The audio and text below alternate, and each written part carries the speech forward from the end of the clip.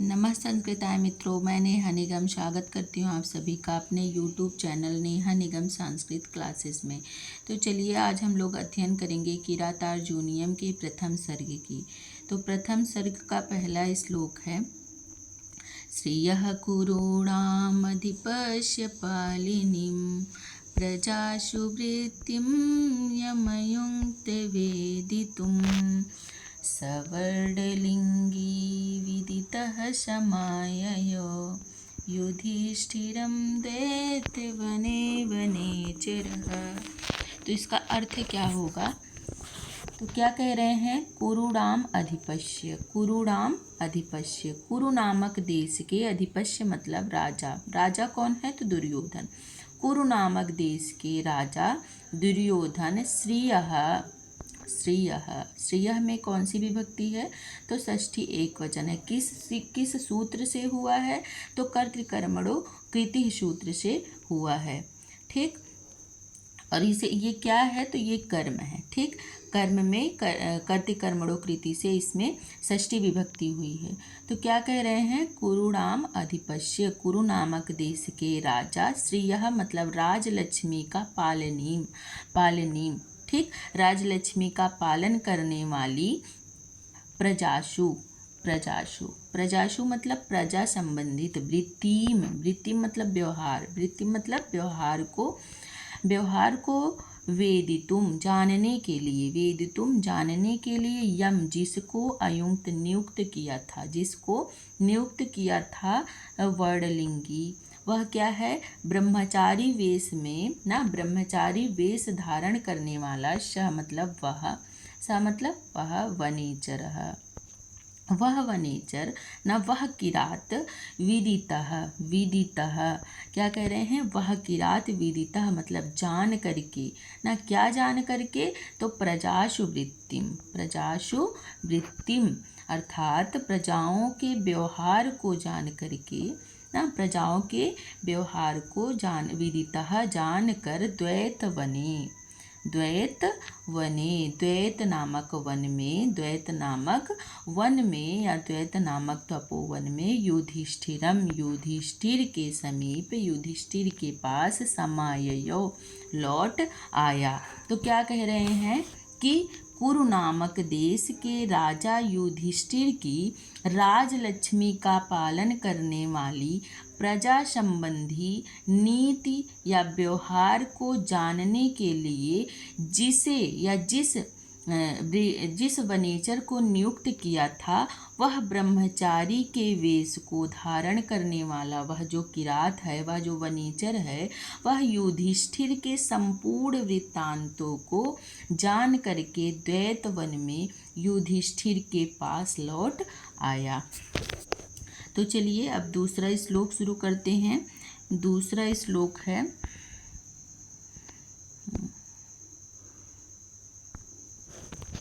दूसरा क्या है?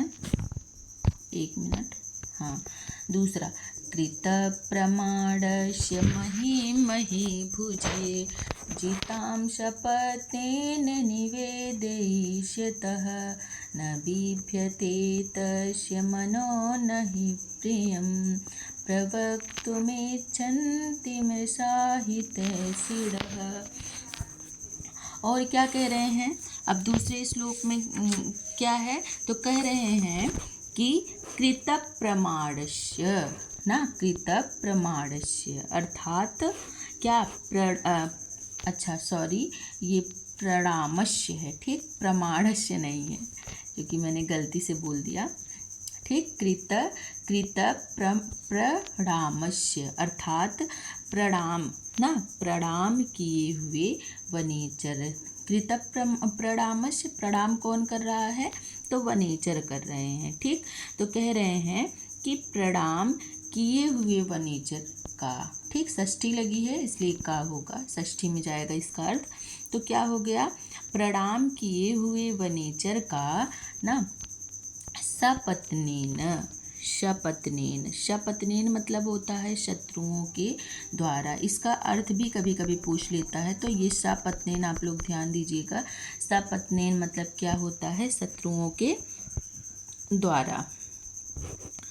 तो क्या कह रहे हैं, प्रणाम किए हुए वनेचर का सपत्नेन शत्रुओं के द्वारा जिताम, शत्रुओं के द्वारा जिताम अर्थात जीती हुई, शत्रुओं के द्वारा जीती हुई अपने अधीन की गई महिम, महिम, महिम मतलब पृथ्वी को, राज्य को, ठीक, महिम मतलब पृथ्वी को या राज्य को कह सकते हैं। महीभुजे, महीभुजे अर्थात राजा, राजा युधिष्ठिर। तो यहाँ से, यहाँ महीभुज से पद से किसका तात्पर्य है, तो युधिष्ठिर का है। ये प्रश्न 2021 में पूछा भी गया है कि महीभुजे से किसका, इसमें किसका हम बोध करते हैं। तो महीभुजे मतलब महीभुज कौन है, तो युधिष्ठिर के लिए यहाँ पे आया हुआ है। तो कह रहे हैं राजा युधिष्ठिर के लिए निवेदयिष्यतः, निवेदन करते हुए, निवेदयिष्यतः निवेदन करते हुए, तस्य निवेदन करते हुए, तस्य, तस्य किसके लिए आया है, उस वनेचर के लिए आया है, उस किरात के लिए आया है। कह रहे हैं उस वनेचर ने मनहा, मन और चित्त अर्थात मन या कह लो चित्त ना, मन, मनः मन या चित्त, ठीक, कह रहे हैं मनः अर्थात मन या चित्त। न बिभ्यते, न बिभ्यते मतलब व्यथित नहीं हुआ, दुखी नहीं हुआ कह सकते हैं, ठीक। तो क्या कह रहे हैं, न बिभ्यते अर्थात उस वनेचर का जो मन है वह तनिक भी दुखित नहीं हुआ, ही क्योंकि, ही, तो कह रहे हैं क्यों नहीं दुखी हुआ, तो बता रहे हैं ही क्योंकि, क्योंकि हितैषिणः, क्योंकि जो हितैषिणी होते हैं, जो हित चाहने वाले होते हैं, वह मृषा, मृषा मतलब मिथ्या, झूठ, असत्य ना, मिथ्या अर्थात झूठ ना, प्रियम, जो झूठ होता है, मिथ्या, प्रियम मतलब प्रिय, प्रिय कैसा, तो मधुर वाणी, जो झूठ हो लेकिन मधुर हो ना, झूठ हो लेकिन मधुर हो। प्रवक्तुम, प्रवक्तुम मतलब कहने की इच्छित, कहने की इच्छन्ति, इच्छा नहीं रखते हैं। कह रहे हैं कि फिर से हम एक बार देखते हैं, कृत प्रणामस्य, प्रणाम किए हुए वनेचर का ना, प्रणाम किए हुए वनेचर का सपत्नेन शत्रुओं के द्वारा, सपत्नेन शत्रुओं के द्वारा, जिताम जीती गई, जिताम जीती, जीती हुई, महिम अर्थात पृथ्वी को, महीभुजे राजा राजा युधिष्ठिर, दुर्योधन नहीं युधिष्ठिर, राजा युधिष्ठिर के लिए निवेदयिष्यतः निवेदन करते हुए, क्योंकि यहाँ पे महीभुजे से तात्पर्य युधिष्ठिर का क्यों हो रहा है, क्योंकि वह जो वनेचर है वह कुरु नामक देश के प्रजाओं की जो वृत्ति है उसके समाचार को लेके आया है, किसके पास, तो युधिष्ठिर के पास लेके आया है। तो इसलिए यहाँ पे युधिष्ठिर को वो उससे, युधिष्ठिर से कहने के लिए सारी बातें आया है। तो इसलिए यहाँ पे किसका, महीभुज से किसका तात्पर्य हो गया है, तो युधिष्ठिर का, ठीक। तो कह रहे हैं कि महीभुजे राजा युधिष्ठिर के लिए निवेदयिष्यतः निवेदन करते हुए, तस्य उस ना, उस कौन, उस किरात वेशधारी कौन है, तो किरात जो है, किरात वेशधारी नहीं, ब्राह्मण के वेश में, ठीक, ब्राह्मण के वेश में जो किरात है उसका मन, जो मन है वह तनिक भी न बिभ्यते, व्यथित नहीं हुआ। क्यों नहीं हुआ, तो क्योंकि प्रिय जो होते हैं, जो प्रिय चाहने वाले, प्रियम अर्थात मधुर वाणी को, मिथ्या ना, मिथ्या मधुर वाणी को, मृषा अर्थात मिथ्या, मिथ्या मधुर वाणी को कहने के इच्छुक वह नहीं होते हैं। अर्थ लिखा एक बार पढ़ सकते हैं। तो कह रहे हैं महाराज युधिष्ठिर को प्रणाम करके शत्रु द्वारा जीती हुई पृथ्वी के वृत्तांत को राजा के प्रति निवेदित करते हुए उस वनेचर का मन व्यथित नहीं हुआ, क्योंकि हित चाहने वाले लोग मिथ्या मधुर वचन बोलने की इच्छा नहीं करते हैं। तो चलिए अब अगले श्लोक पे चलते हैं। तीसरा है,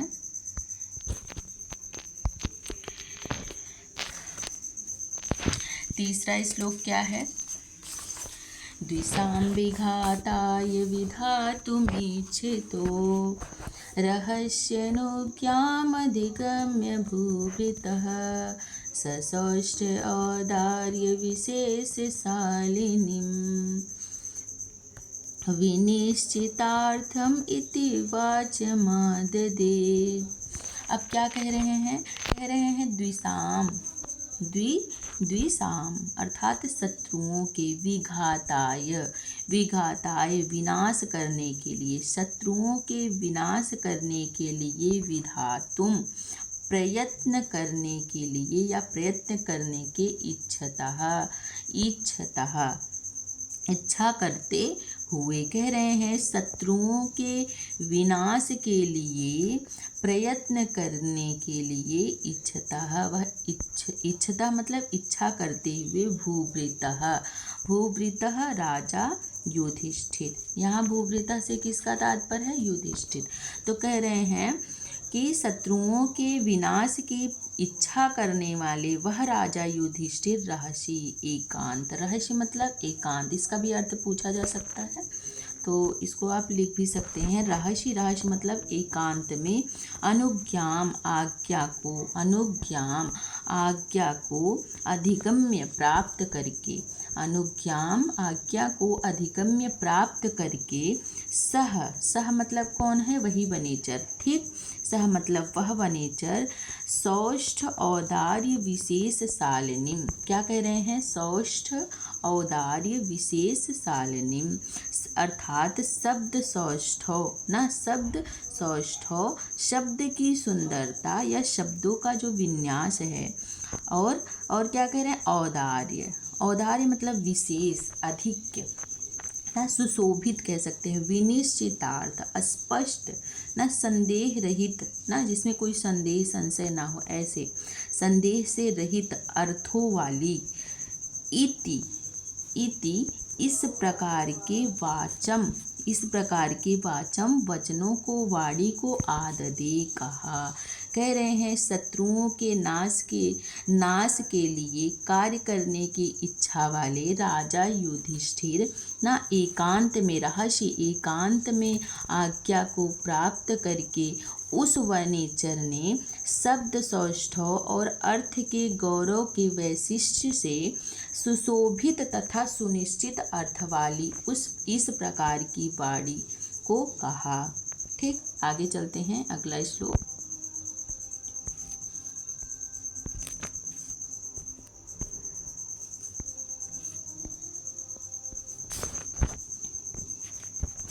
हाँ, चौथा श्लोक है क्रियाशु युक्तैर्निपचारुचक्षुषो न वञ्चनीयः प्रभवोऽनुजीविभिः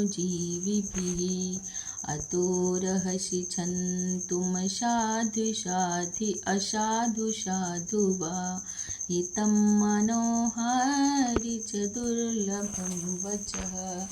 अब क्या कह रहे हैं? कह रहे हैं कि नृपः, क्या कह रहे हैं? नृपः अर्थात हे राजन। अब यहीं से वनेचर बोलना शुरू कर देता है। अभी तक हमने 3 श्लोक जो देखा है वह भारवी के द्वारा बोला गया है ना, वह उपक्रम कह सकते हैं आप। उपक्रम के 3 श्लोक है। श्लोक जो चौथा श्लोक है यहीं से वनेचर बोलना शुरू कर देता है। तो क्या कह रहे हैं? नृपः अर्थात नृप कौन है? तो राजा युधिष्ठिर है। तो कह रहे हैं हे राजन क्रियाशु, हे राजन क्रिया, एक मिनट रुकिए इसको हटा देती हूँ। हाँ, निप हे राजन क्रियाशु ना, क्रियाशु मतलब कार्यों में, ठीक, सप्तमी लगा है तो क्रियाशु कार्यों में युक्त नियुक्त किए गए। हे राजन कार्यों में नियुक्त किए गए ना, अनुजीवी भी मतलब होता है सेवक ना, अनुजीवी भी तृतीया लगा है तो सेवकों के द्वारा। कह रहे हैं हे राजन क्रियाओं में नियुक्त किए गए अनुजीवी भी सेवकों के द्वारा ना, सेवकों के द्वारा 4 चक्षुषो ना, 4 चक्षुषो अर्थात यहाँ पे 4 चक्षुषः है, ठीक। तो क्या कह रहे हैं? 4 चक्षुषः अर्थात गुप्तचर ही जिनके नेत्र है, ऐसे गुप्तचर रूपी नेत्रों वाले कह सकते हैं। ये कौन है? गुप्तचर रूपी नेत्रों वाले कौन है? प्रभवः। प्रभवः मतलब स्वामी को, प्रभु को ना, स्वामी को न वंचनीय, न वंचनीय, नहीं ठगे जाना चाहिए। कह रहे हैं कि हे राजन, न क्रियाओं में नियुक्त किए गए अपने सेवकों के द्वारा 4 चक्षुषों अर्थात गुप्तचर रूपी नेत्र वाले जो उनके प्रभु हैं, उनको न वंचनीय, ठगा नहीं जाना चाहिए। सेवकों के द्वारा उन्हें ठगा नहीं जाना चाहिए। तो ये प्रभवः और 4 चक्षुषा ये दोनों ये विशेष विशेषण है। ठीक, आगे चलते हैं। अगली वाली लाइन में क्या कह रहे हैं? अब कह रहे हैं असाधु। ठीक, कह रहे हैं असाधु अर्थात प्रिय ना, कैसे क्यों नहीं ठगना चाहिए तो बता रहे हैं। तो कह रहे हैं असाधु प्रिय वा, प्रिय वा मतलब अथवा, साधु, साधु मतलब होता है कि प्रिय। ठीक, यहाँ असाधु मतलब अप्रिय, साधु मतलब प्रिय। कह रहे हैं कि अप्रिय अथवा प्रिय। ठीक, अप्रिय अथवा प्रिय, क्षन्तुम, क्षन्तुम अर्हसि ना। क्या कह रहे हैं कि असाधु अथवा साधु ना, क्षन्तुम अर्हसि क्षमा करने के योग्य हो। जो मतलब मेरे द्वारा जो भी बोला जा रहा है ना, ये किरात वेशधारी कहता है वनेचर कि मेरे द्वारा जो भी असाधु या साधु जो भी वचन बोला जाए वह क्या करें आप? क्षन्तुम अर्हसि अर्थात आप उसे क्या करें? क्षमा करें। ठीक, हितम, और क्या कह रहे हैं? हितम अर्थात हितकर, कल्याणकर ना, कल्याणकारी जो वचन है, मनोहारी। ठीक, मनोहारी, मनोहारी मतलब मनोहर, प्रिय, वचः, वचः मतलब वाणी, कथन ना, दुर्लभम, कह रहे हैं दुर्लभ होता है, कठिनाई से प्राप्त होता है। तो एक बार पूरे का अर्थ देख लेते हैं। तो नृपः, हे राजन, न क्रियासु युक्तैः, हे क्रियाओं के लिए नियुक्त किए गए, क्रियाओं मतलब कार्यों में नियुक्त किए गए। ठीक, कार्यों में नियुक्त किए गए सेवकों के द्वारा, सेवकों के द्वारा ना, सेवकों के द्वारा जो कैसे हैं? सेवकों के द्वारा गुप्तचर ही नेत्र है जिसके, ऐसे प्रभवः, ऐसे जो स्वामी को न वंचनीय, नहीं ठगा जाना चाहिए। कह रहे हैं इसलिए जो भी मैं असाधु, साधु अर्थात अप्रिय अथवा प्रिय वचन जो भी बोल रहा हूँ वह क्षन्तुम अर्हसि, उसे आप क्या करें? क्षमा करें। क्योंकि कह रहे हैं क्यों क्षमा करें? तो कह रहे हैं कि हितम न, हितकर और मनोहारी जो मनोहर वचन, क्योंकि क्यों क्षमा कीजिए? तो कह रहे हैं कि जो हितकारी और मनोहारी जो वचन है वह क्या है? वह दुर्लभ है। कि आपके मन की भी मैं बात बोलूं, वो क्या है? वह दुर्लभ है। क्योंकि मैं ऐसा नहीं बोल सकता, क्योंकि जो पहले ही लाइन में बता दिए हैं कि जो अनुजीवी होते हैं, मतलब जो सेवकगण होते हैं, वह राजाओं को ठगना नहीं चाहिए उन्हें ना। तो जो भी सही बातें हैं मैं वही बोलूँगा, इसलिए आप मुझे क्या करें? मेरे अप्रिय या प्रिय बातों को जो भी आपको लगे उसे क्षमा कीजिए। तो चलिए, ये समझ में आ गया होगा। अगले श्लोक पे चलते हैं। चौथा श्लोक है, 5वां श्लोक है।